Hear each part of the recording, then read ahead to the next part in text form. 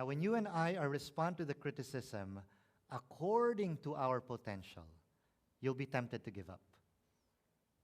But if we respond by focusing on who called you, you will be encouraged to keep moving forward. Now, could I allow us to make the comparison between the two?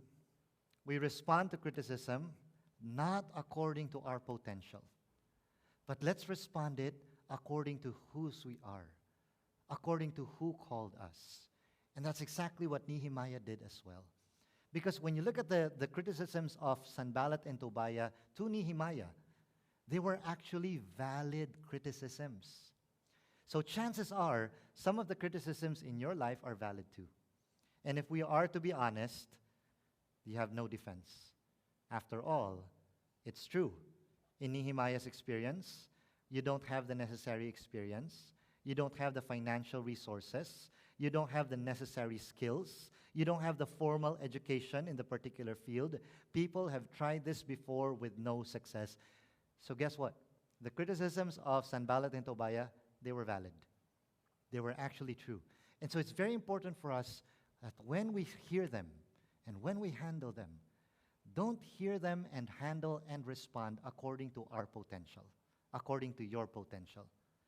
Respond according to how God had called you. Respond according to how God had loved you. Because when we respond according to our potential, chances are we're going to give up. The truth is, when God called Nehemiah to rebuild that wall, and by the way, can I just say once again, as I did last week, when we say rebuild the wall, this has no political affiliation whatsoever. Pinnacle Village had always been apolitical, but it just so happens that it can signify a lot of things in our life. Building our lives. Building the church even. And allow me to even ask later on, what part of the church do you want to be a part of to build? Is there an area of the wall that you feel God is calling you to rebuild, to be a part of it? Because guess what? When God gives us a vision, or when He points us into a direction, the issue is never our ability or the feasibility of the project. Now, isn't that true? That when God gives you something to do, it's always beyond you. When God impresses upon your heart to do something, to step out of your comfort zone, step on that water, it's always beyond our ability ourselves. The issue is, will you follow through with what you know to do?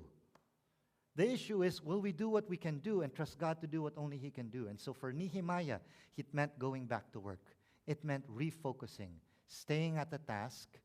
Don't get distracted. Keep on building. Don't give up. He did so, and what does following and trusting God mean for Nehemiah was to refocus. Now, for you and I, what does that mean? For you, what does it mean to refocus? To stay at the task, to keep on building.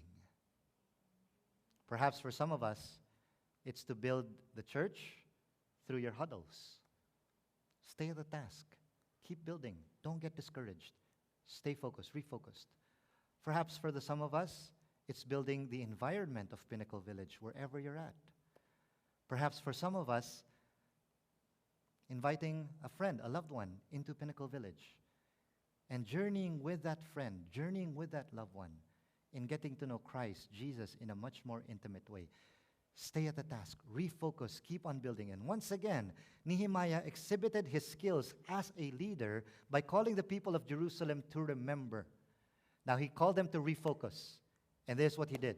Nehemiah 4, verse 14. When I saw their fear, I rose and spoke to the nobles, the officials, and to the rest of the people. Do not be afraid of them. Here it is. Refocus. Remember the Lord who is great and awesome. Fight for your brothers, your sons, your daughters, your wives, and your houses. Now, Nehemiah's mention of the family here, the brothers, the sons, the daughters, were actually reference to the future. Nehemiah was saying, rebuild, refocus, not just for the now, but keep in mind the future. What we're doing right now is not just for the now. It's very important, but what we're doing right now, it's for your sons. It's for your daughters. It's for your family, for your wives, for your children, for your loved ones. And so he said, remember, refocus. It's like you and me, right? That whenever, our vision is criticized, whenever our vision for our life is criticized, isn't it true the tendency is to second guess ourselves? Because they're valid. And so it's very important to look at it not from only our potential, but to look at it according to how God called you, how God is calling you, how He is speaking to you. Because we can second guess our God by saying, you know what, maybe they're right. You know what, maybe it is impossible. Maybe I don't have what it takes. Maybe I am just really wasting my time. Maybe nobody will really come along. So the obstacles can present and that can easily overwhelm us, overwhelm our commitment to what we can and should be in the future. And as long as we respond to criticism by evaluating by our potential, we're tempted to give up. But when we respond by remembering who it is that God called you, when you remember the Lord who is great and awesome, it becomes a different story. The narrative changes. Thanks for watching. If you like that clip and you want to watch more of the full message, go ahead to go to our website, which is at pinnaclevillage.org. And also, thank you for helping us reach 1,000 subscribers. Now help us reach 2,000 by go ahead clicking that subscribe button, smash the like button, and turn on your notifications so you don't miss any of the videos. And if you also want to share this video, we have discussion questions on the description box below for you to talk about with your friends, family, and loved ones. Because here at Pinnacle Village, we believe and practice our lives are stronger when connections are deeper. See you next time.